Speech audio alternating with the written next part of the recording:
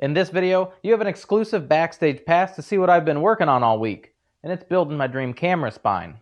I'll even cover a few of the older models that I've been hanging on to for this video in specific. Now they can hit the burn pile.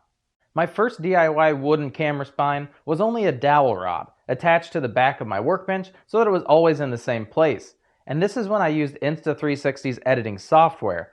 I had a single bar for lights, it housed only one camera, and a spot to hold my phone so that I could use it as a teleprompter. But those arms could always be seen in the shot, so I created a second version which actually brought the equipment farther back, and then they were out of sight of the camera.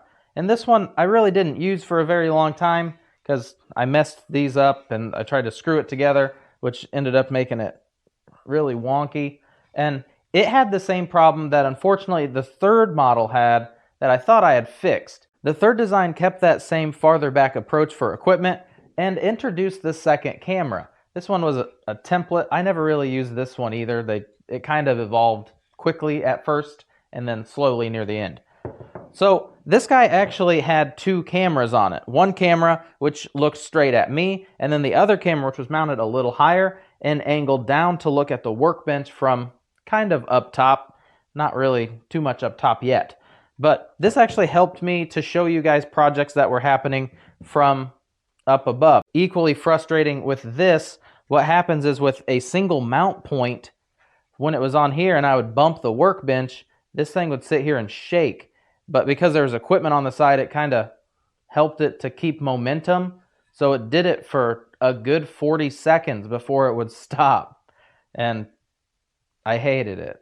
Then I ditched those contraptions altogether and went to tripods. And with the tripod, what I could do is take my actual mounts I use for all of my cameras, put one on both ends of my selfie stick, so it was quick to put things on and off, angle her down, pull her out, and boom, I am perfectly over my workbench. Still at a slight angle, but that's all right. However, it looked not great in the videos because you could see this gigantic tripod setup. Ironically, I'm looking at a giant setup right now. Then came my first dream camera spine, featuring a large base with storage, a metal pipe with spots for lights, accessories, the cameras, and its own power system, so I didn't have to worry about charging lights in between recording sessions. Even this dream setup had its own unique set of flaws. See this little black dot in the bottom of the screen? Yeah, that's only half of my workbench. And if I wanted to use the front camera to show you something, I couldn't because this is not in the shot. And this little piece is actually a hood. The next problem, I have to go like this to put it on the top, and then I get sawdust all over my tummy. That I'm not gonna miss. On the new one, it's at the top, it's good to go. The next big problem is that this baby swivels. And you may have noticed that the top camera is not in line, so I have to move it, stand on the workbench to get it so it's squared up. Otherwise, I have to try to do it in editing, and every time I switch back and forth, you gotta do that? No, thank you. Each camera is mounted on its own independent swivel and cold shoe mounts, and that's no good either because I can independently adjust the cameras, which is cool, until over time it kind of does it on its own. And although this current spine has been the backbone to the channel, I think it's just a fancy word for spine, it's time to take her apart, cry a little bit, and put it on the new rig. While I waited for the new spine, I built a new base. All black walnut, baby. I glued up some boards for the back, and I made a few chunky pieces for the supports. The back is accented with 2 stripes of ash I had left over from the last project. Being as precise as possible, I wanted the base to mimic the triangle shape of the last spine. I kind of like that look. This version, I am focusing on rounded edges. The last model had sharp lines and corners. Not my thing. Well, it was, not anymore.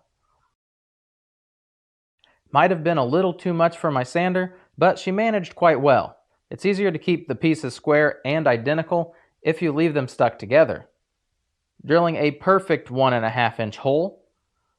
Too bad I bought 1 3/4 inch pipe. This is foreshadowing. Non-permanent carpet tape is your best friend, people. Way cheaper than 3M. Again, gentle, rounded edges for this one. These blocks are for the camera hoods, which we talked about earlier. And I slapped some natural stain on her. I didn't want the walnut to be too dark.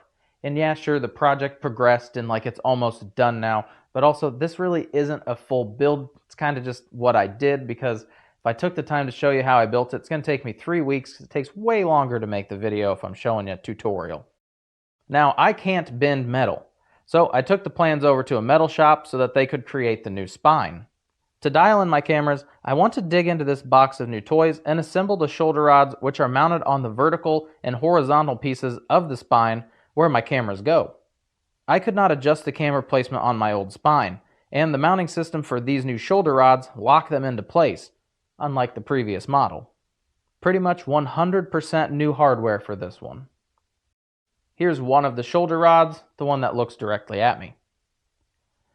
I had the wrong size hole drilled in the base. I got excited and tried to have it ready to go.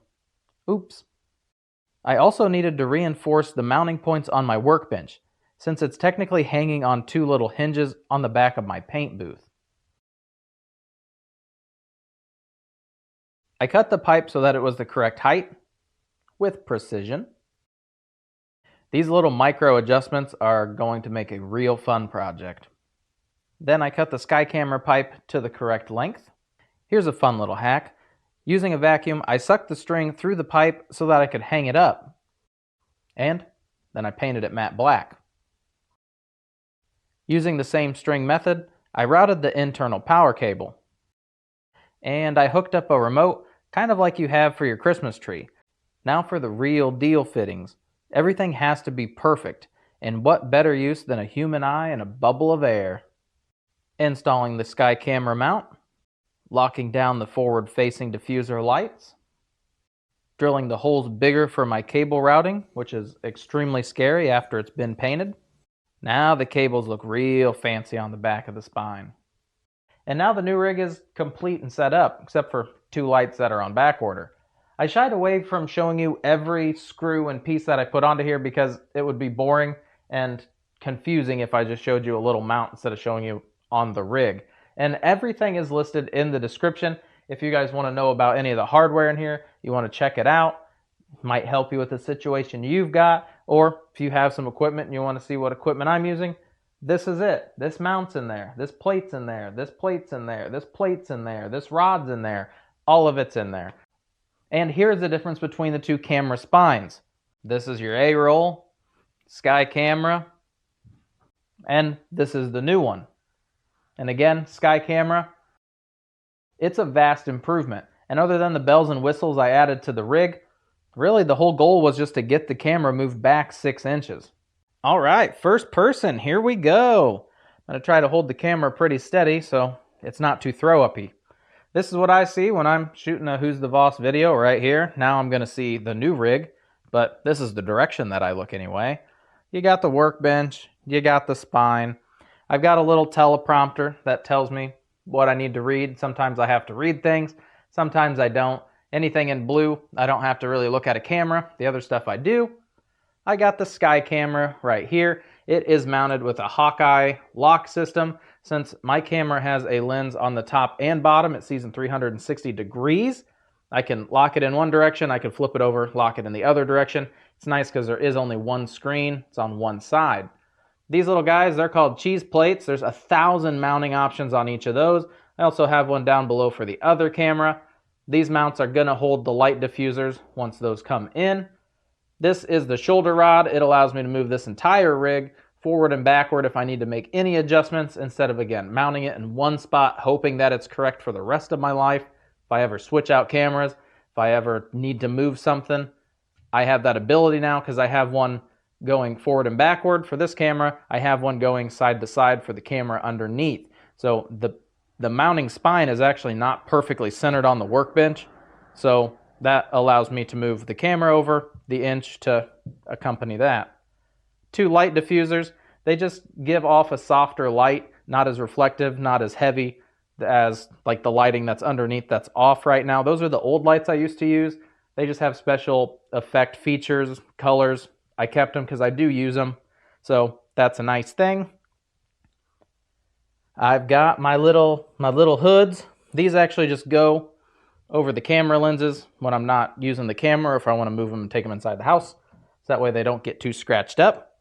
That's a nice feature. You will also remember on the old rig I used to have equipment sticking up. I don't have that anymore. I've actually mounted it underneath here so that I can come in, again, Hawkeye locks, grab what I need to grab, move on with my day. This remote turns off the lights, turns on the lights. That's very nice because I don't have to go and independently hit buttons on each light anymore. So loving that. Side view as to how massive this thing actually is. It's almost the size of my workbench, taking up a lot of real estate. But nice thing is that even if you bump it, it's not going anywhere because it doesn't swivel anymore. It's lost that option. It doesn't need to be an option as opposed to where I used to mount it on the wall. There's a tube there now. This is the base that I built. Again, the hoods are up nice and close to the top of the workbench. There's a little spot if I wanted to put something on a little tiny shelf. I used to have mounting systems and stuff on the tops of these. I like the look of it being clean without those. And then the bottom base, it does have a spot where I can wrap cords around it. I've actually just tucked them all in back behind the workbench because if I want to move this, I'd have to uncoil all that cord. And I've already had to do it once. I don't want to do it again. On the back, all of the cables are ran nice and clean, so even behind the rig, it looks nice. These, if I need to add something, I cut the zip tie, I drill a hole in the new one, and I put in a new zip tie. They hold all of the cables. I did order more of the red cables because I still got 2 spots available. So if I want to add something, the cables will match. That was a problem with the old rig. This cable runs right into the pipe. It goes right to the bottom, exits, so you don't see a cable with that. These lights, again, they're not plugged in. They have their own batteries. These lights do not have batteries installed. And these I just use sometimes for color or flash effect. It's not all of the time. And the most mind-numbing, dull part of this is editing and now having the cameras fixed and I don't have to adjust each shot and clip as I go along. That's an improvement to me because it doesn't take as much time and I might enjoy it a little more.